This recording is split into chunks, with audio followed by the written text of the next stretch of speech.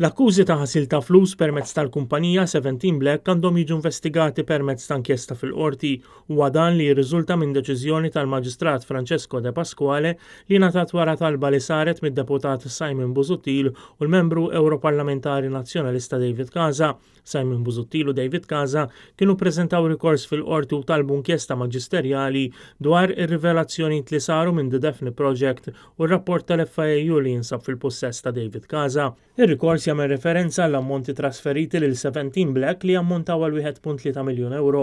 Il-fondi oriġinaw mill-Azerbajġan u minn kumpanija assoċjata mat-tanker tal-LNG.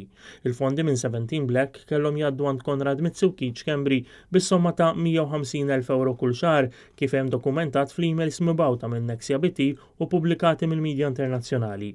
Tkellimna mal-Ewroparlamentari David Casa dwar din id-deċiżjoni tal-Maġistrat De Pasquale. Din hija deċiżjoni pożittiva ħafna minħabba l-fatt li issa għandek iż-żewġ maġistrati li qegħdin jgħidu illi fil-konfront ta' Konrad Mizzi u fil-konfront ukoll tal-dirigenti ta' Nexia BT kien hemm money laundering, kien hemm tixħim u anke saħansitra qed jgħid il-Maġistrat li kien hemm dikjarazzjonijiet folot. Fid-deċiżjoni tiegħu Francesco De Pasquale qal li din l-investigazzjoni għandha tingħaqad ma' investigazzjoni oħra li kien beda l-maġistrati infarruġa fuq liema inkjesta kien hemm tentattiv biex tiġi mblukkata mhux biss minn Konrad Mitsukic Kembri iżda anke mill-Prim Ministru nnifsu.